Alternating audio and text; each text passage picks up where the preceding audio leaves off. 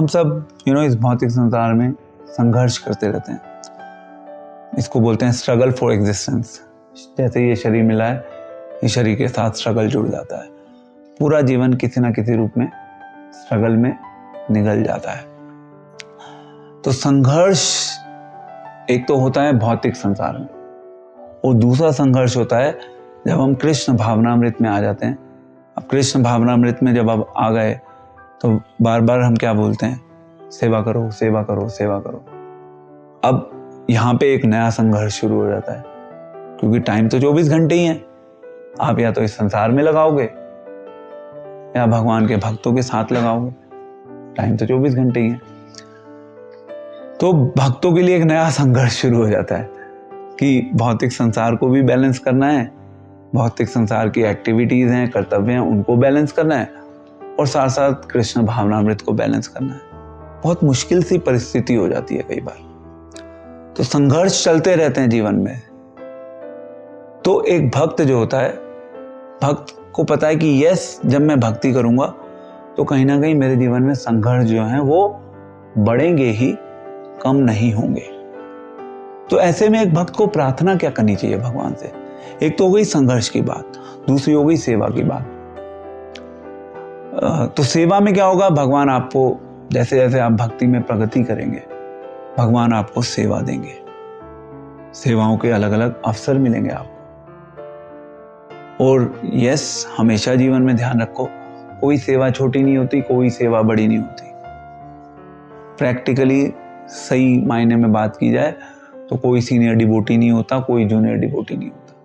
हम अपने माइंड में कैलकुलेशंस करते रहते हैं। ठीक है, एक सोशल एटिकेट, सोशल नॉर्म होता है डिवोशनल कम्युनिटी में, जिसमें हम डिवोटीज को एक रिस्पेक्ट देते हैं, ड्यू रिस्पेक्ट।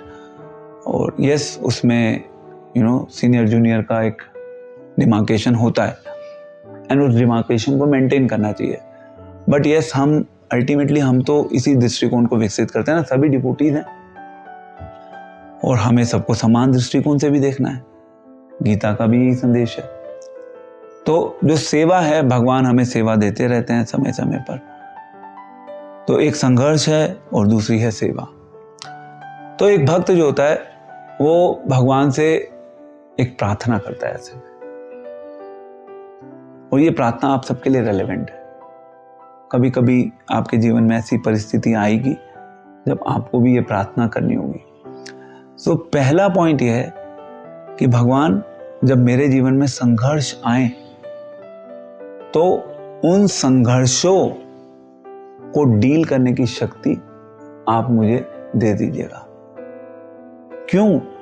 क्योंकि मैं आपकी सेवा अच्छे से करना चाहता हूं। तो संघर्ष तो मेरे जीवन में आएंगे, बट मैं अपनी सेवा से दूर नहीं होना चाहता। क्योंकि एक भक्त के जीवन का जो वास्तविक धन है वो क्या है? सेवा ही तो धन है। इस संसार में यदि कोई धन हम अर्जित कर सकते हैं तो वो केवल सेवा है। तो एक भक्त की याचना यही है कि भगवान संघर्ष को डील करने की शक्ति दे दीजिएगा। और मुझे पता है कि भगवान आप वो शक्ति दे भी देंगे, बट मुझे एक चीज का डर है भगवान। शक्ति तो आप मुझे दे देंगे संघर्षों से डील करने की, बट कभी भी मेरे जीवन से जो सेवा का अवसर आप मुझे दे रहे हैं, वो सेवा मेरे जीवन से कभी भी मुझसे दूर नहीं होनी चाहिए। तो एक भक्त के हृदय में डर बंधा रहता है। एक भक्त को और किसी चीज से डर नहीं होता। एक भक्त को इस संसार से भी डर नहीं लगता। एक दृष्टिकोण से उसका डर कुछ हो रही है। तो डर हम सबके हार्ट में होना चाहिए। हमारे हार्ट में डर नहीं है कि कल को क्या होगा, इस चीज का डर नहीं होना चाहिए हमारे हार्ट, कि जीवन कैसे चलेगा, कैसे परिवार चलेगा। इस चीज का डर इतना महत्वपूर्ण रोल नहीं प्ले करता हमारी लाइफ में। इससे ज्यादा महत्वपूर्ण रोल जो है, जो डर हमारी लाइफ में रोल प्ले करता है, वो है कि भगवान मेरे जीवन में मुझसे कभी सेवा मत छीन लेना। एक भक्त की यही याचना होती है। भगवान संघर्ष से लड़ने की शक्ति दे देंगे, परंतु डर से बचना चाहिए। मतलब ये डर अवश्य हमारे हार्ट में बैठा होना चाहिए। फिर भगवान हमारी लाइफ में ऐसी अरेंजमेंट करेंगे। इसलिए एक दृष्टिकोण ये कहता है कि डर सबको लगता है, सांसारिक लोगों को भी लगता है। हम जो कृष्ण भावनामृत में आ जाते हैं, हम लोगों को भी डर लगता है, बट हमारा डर एक अलग चीज के लिए है। इस संसार के लोगों का डर एक अलग चीज के लिए, समझ रहे? तो डरना चाहिए इस संसार में, बट सेवा के लिए। अल्टीमेटली सेवा ही तो करनी है, सेवा से ही तो कुछ होगा। संघर्ष हैंडल हो जाएंगे, संघर्ष इतने मुश्किल नहीं है। संघर्ष को डील करने की शक्ति भगवान दे देंगे। सेवा दूर नहीं होनी चाहिए। सेवा ही हमारे जीवन का वास्तविक धन है। सेवा की मूल्यता कैसे पता चलेगी? सेवा की मूल्यता तब पता चलेगी जब आप सेवा करते रहेंगे, क्योंकि हमारी एसेट तो हमारी सेवा ही है ना। हमारी एसेट धन नहीं है, हमारी एसेट है भक्तों का संग, हमारी एसेट है भक्तों के साथ मिलकर सेवा करना। यही तो हमारी एसेट है। अभी हमें हमारी अकॉम्प्लिशमेंट्स, अचीवमेंट्स, करियर कैसे बनाना है, कैसे एसेट्स बनाने हैं, ये हमारे को लगती है ना asset, but this is not the real asset. Real asset is the how much balance of service is there in your account.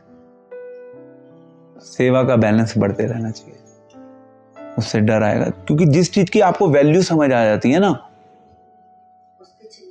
उसका खोने का डर बना रहता है। अगर आपको सेवा करने की वैल्यू समझ आ गई तो फिर से सेवा के खोने का डर बना रहेगा।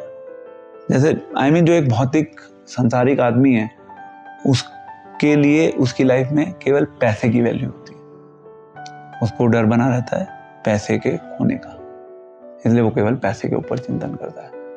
भक्त को भी डर बना रहता है सेवा का, इसलिए केवल वो सेवा के ऊपर चिंतन करता है। सब जगह चिंतन चल रहा है, सब जगह डर है, दृष्टिकोण का फर्क है। तो डर से हम भी मुक्त नहीं होते, भक्त डर से मुक्त नहीं होते, बट उनका डर का डायमेंशन अलग है, उनका दायरा अलग है। ठीक है, क्लियर है? हरे कृष्णा।